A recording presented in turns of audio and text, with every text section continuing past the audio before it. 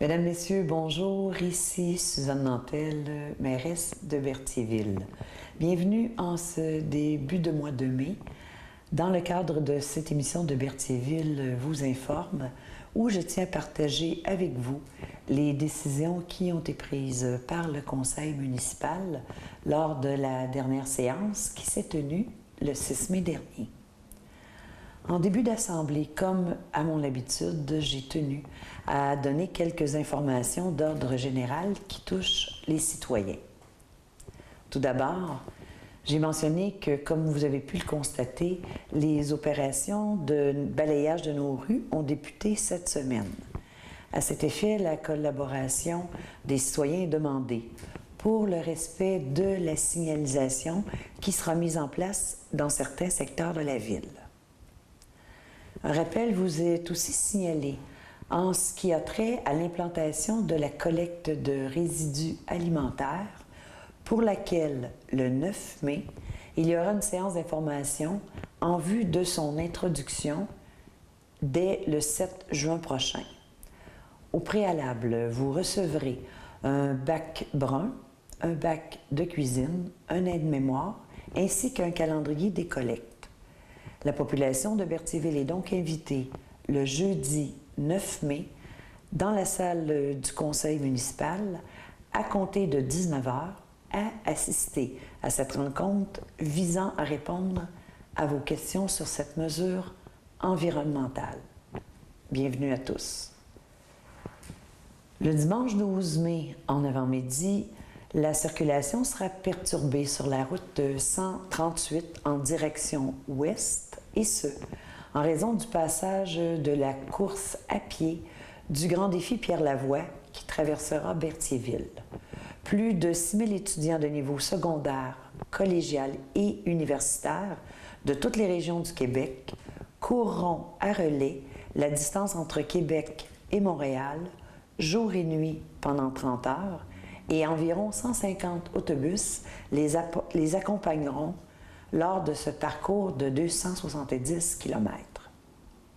J'invite donc la population à venir les encourager tout au long de la rue Notre-Dame, mais tout particulièrement face à la salle de quilles Le Carreau, où un point d'encouragement sera sur place et où Pierre Lavoie et son équipe seront sur place pour animer ce passage.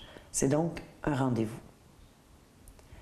En ce qui concerne maintenant la crue des eaux, les dangers envisagés quant à l'augmentation du niveau du fleuve à la hauteur de Berthierville semblent pour l'instant être derrière nous, en raison, selon le ministère de la Sécurité publique, du fait de l'absence de marée et de vent du nord, qui sont des facteurs ayant fortement contribué à la diminution de l'impact de cette crue des eaux. Bien que la ville de Berthierville ait déclaré l'état d'urgence le 22 avril dernier et renouvelé cet état d'urgence le 29 avril en raison de la situation, le conseil municipal n'a pas décrété de nouveau cette mesure, considérant l'amélioration qui prévalait.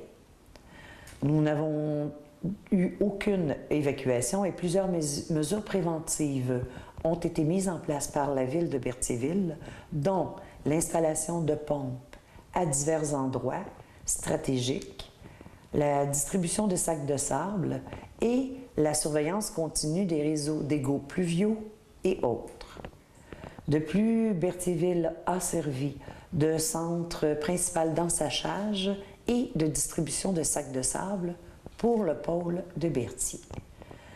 Tout au long de cette crue printanière, nous avons pris les moyens pour bien informer les citoyens résidant dans les secteurs à risque, soit par la distribution de communiqués porte-à-porte et via notre système d'appel automatisé. De plus, autant le personnel des services d'incendie de la MRC que nos employés du service des travaux publics ont circulé fréquemment dans les rues pour assurer une surveillance en continu. Je tiens d'ailleurs à souligner l'excellente entraide entre les municipalités du pôle Berthier, tant pour le partage d'équipements que d'effectifs, et à remercier l'équipe du Centre de coordination de la MRC de Dautrey, les pompiers et le personnel du service incendie, sans oublier nos employés municipaux et nos services administratifs pour tout leur travail.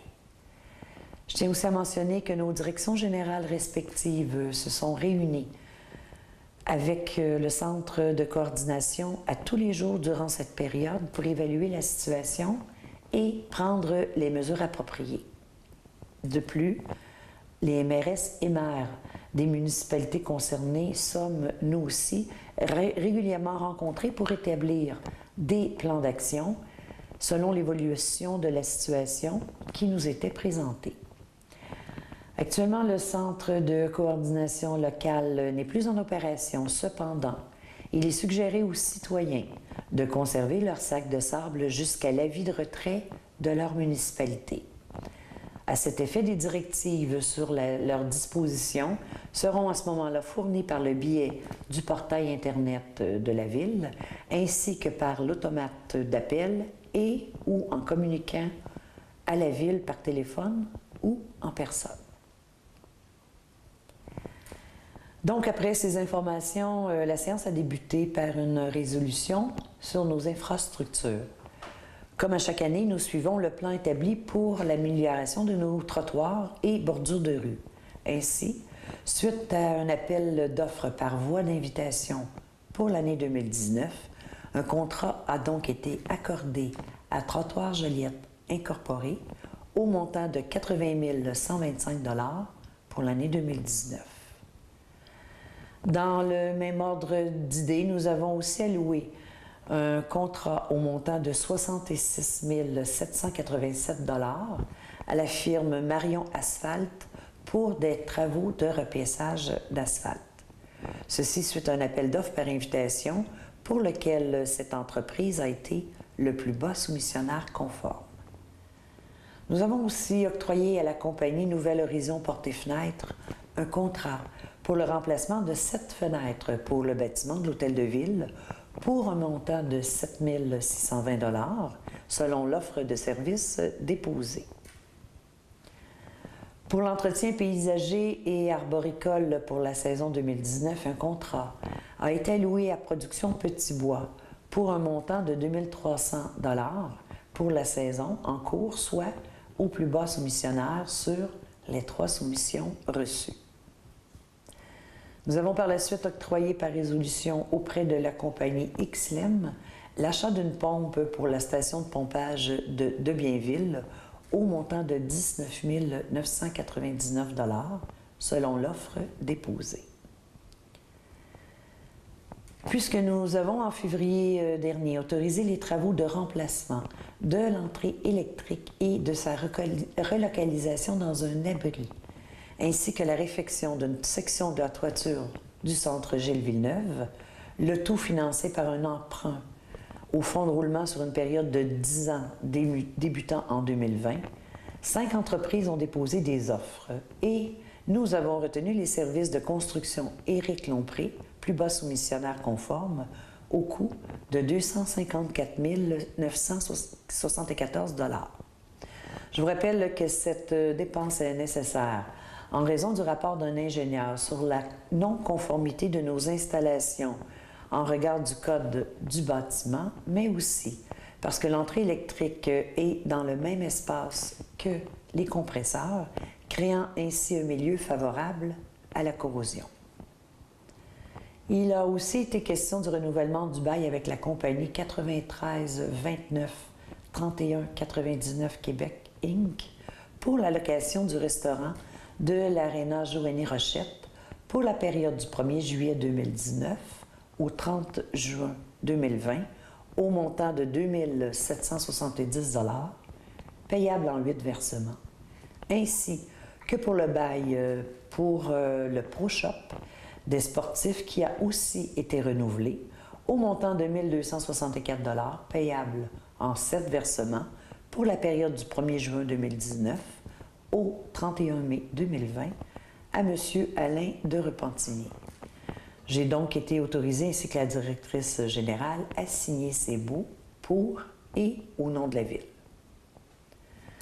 Nous avons de plus autorisé la tenue de la vente annuelle de garage sur le territoire de la ville de Berthierville les 21, 22 et 23 juin prochains, sans l'obtention d'un permis, en plus d'autoriser une dépense n'excédant pas 500 $ pour la publiciser. Par la suite, le Conseil a autorisé la directrice générale, Mme Sylvie Dubois, à signer pour et au nom de la Ville une demande d'aide financière dans le cadre du programme d'aide aux collectivités de la MRC de Dautré pour l'obtention d'une aide financière pour l'organisation de l'activité Maison hantée Halloween 2019. Le coût d'un tel projet est évalué à 10 000 $, dont 60 % pourrait être financé par ce programme. Le Cowboy Fest, quant à lui, sera de retour en 2019 avec les productions du Lac-Saint-Pierre du 20 au 23 juin prochain. Le festival se tiendra à nouveau à l'Aréna Joanie Rochette. Ainsi, dans le cadre de notre politique de dons et commandites, nous avons alloué un montant de 1 750 $ à l'organisme, en plus de l'utilisation des égouts sanitaires, des terrains appartenant à la ville, et l'alimentation en eau pour le chapiteau et les toilettes. Il a de plus été autorisé le prêt de matériel, toujours selon notre politique de prêt d'équipement. Nous avons loué l'aréna au coût de 550 $ par jour pour la période du 18 juin au 24 juin et j'ai été autorisée ainsi que la directrice générale à signer un bail en ce sens. Comme à l'été 2018, le service d'urbanisme a procédé à l'embauche d'un aide-inspecteur en urbanisme et en environnement, en la personne de M. Gabriel Lavallée, pour l'application des règlements d'urbanisme, d'environnement et de nuisance. Ainsi, le conseil municipal a désigné ce dernier pour l'application des lois sur son territoire. Par la suite, les élus se sont prononcés sur 2 demandes de permis dans la zone PIIA, plan d'implantation et d'intégration architecturale, et ce pour le 20-30 place du marché, en regard de l'installation de 2 nouvelles enseignes, ainsi que pour le 760 rue de Frontenac, quant à la réfection d'une partie du toit principal en ce qui concerne le bâtiment. Dans les 2 dossiers, le comité consultatif, le CCU, s'est prononcé de façon unanime et favorable à l'émission des certificats d'autorisation en cause, ce que le conseil municipal a accepté. Maintenant, dans le dossier du projet résidentiel intégré pour le 271-273 rue de Champlain, les membres du conseil municipal sont favorables à la recommandation du comité consultatif d'urbanisme sur la modification de l'aménagement extérieur du projet, le tout étant conforme aux critères d'encadrement et d'évaluation du règlement 944 relatif au projet résidentiel intégré de notre ville. S'en est suivi l'autorisation des élus à l'effet que la directrice générale, Mme Sylvie Dubois, puisse présenter une demande de subvention dans le cadre du programme de réfection et construction des infrastructures municipales, le RECIM, et à signer tous les documents relatifs à cette demande. Le tout après avoir évidemment pris connaissance du guide concernant ce programme et de confirmer aussi que la Ville assumera tous les coûts non admissibles et paiera sa part pour l'exploitation continue de cette infrastructure. Ce dossier concerne le chalet des loisirs. Puisque depuis la mi-mars, le poste de directeur de loisirs et agent de communication était vacant, le comité de sélection composé de M. Denis Perrault, conseiller responsable des loisirs, Mme Sylvie Dubois, directrice générale, et moi-même, suite aux entrevues, avons recommandé au conseil l'embauche de M. Mathieu Lagacé à compter du 27 mai prochain, et ce, pour une période de 36 mois, avec option de renouvellement pour la même durée, selon les termes stipulés au contrat. La directrice générale et moi-même avons été autorisés à signer le contrat en cause. En raison du projet de loi 108 favorisant la surveillance des contrats des organismes publics et instituant l'autorité des marchés publics, loi sanctionnée le 1er décembre 2017, nous devions d'approuver la procédure portant sur la réception d'examens de plaintes formulées dans le cadre de l'adjudication ou de l'attribution d'un contrat, ce qui a donné suite à une résolution à cet effet et qui a reçu l'accord unanime des élus municipaux. Le 24 février dernier s'est produit l'effondrement du mégadôme au garage municipal. Nous avons reçu confirmation de l'expert en sinistre hier que la cause de ce sinistre est garantie par les assurances de la Ville. De plus, il nous confirme qu'il est en accord avec la soumission de la compagnie AM Démolition au coût de 9 500 $ pour procéder à la démolition et à la disposition des matériaux. Le conseil municipal a accordé le contrat tel que détaillé dans cette offre de service. La Ville de Berthierville a été formellement avisée par les procureurs de la compagnie 92 63 75 52 Québec Inc. que des mises en demeure ont été transmises à la ministre de la Culture et des Communications du Québec et au Monial dominicaine, en plus de déclarer de se réserver tous leurs droits et recours contre la MRC de Dautré et la Ville de Berthierville ce 6 mai 2019. Tout ceci faisant suite à l'ordonnance émise par la ministre de la Culture le 3 avril dernier pour empêcher la démolition du monastère des Moniales, ainsi que de l'avis d'intention de classement patrimonial émis le 29 avril par la même ministre.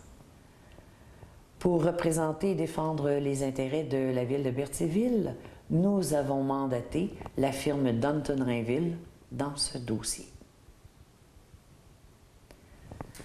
En septembre 2018, nous avions conclu avec la firme EFG Excavation un contrat de fourniture de services pour la vidange, la déshydratation et la disposition des boues des étangs aérés, pour lequel les travaux ont débuté à l'automne 2018.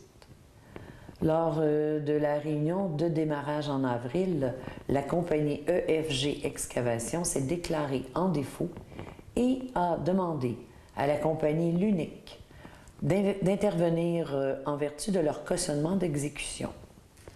Afin de régulariser la convention contractuelle, nous avons autorisé la directrice générale à signer pour et au nom de la Ville la dite convention d'intervention. Nous avons par la suite procédé au dépôt des rapports sur les déchets domestiques et de la collecte sélective pour le mois de mars, celui de l'urbanisme pour le mois d'avril et de mon rapport d'activité pour avril. Il n'y a eu aucun avis de motion de déposer. En ce qui concerne les règlements, nous avons procédé à l'adoption de celui en regard du règlement de zonage 748-200, modifiant les usages et normes autorisés dans la zone 3 et 18. On parle ici du secteur de la boîte à start-up sur l'avenue Gilles Villeneuve. Par la suite, avant la période de questions, j'ai dû faire mention aux personnes présentes dans la salle qu'en raison de la réception le matin même d'une mise en demeure m'étant adressée comme mairesse de la Ville de Berthierville dans le dossier du monastère, que je ne pouvais répondre à aucune question relative à ce dossier, directement ou indirectement, puisque ce dernier est maintenant judiciarisé. Alors voilà, c'est ce qui complète la séance. Pour revoir cette émission, je vous invite à consulter le portail de la Ville dans les prochains jours et je vous invite aussi à assister à la prochaine séance qui se tiendra le 3 juin prochain à l'Hôtel de Ville en la salle du Conseil, toujours à 19h30. Alors, merci de votre écoute et au revoir.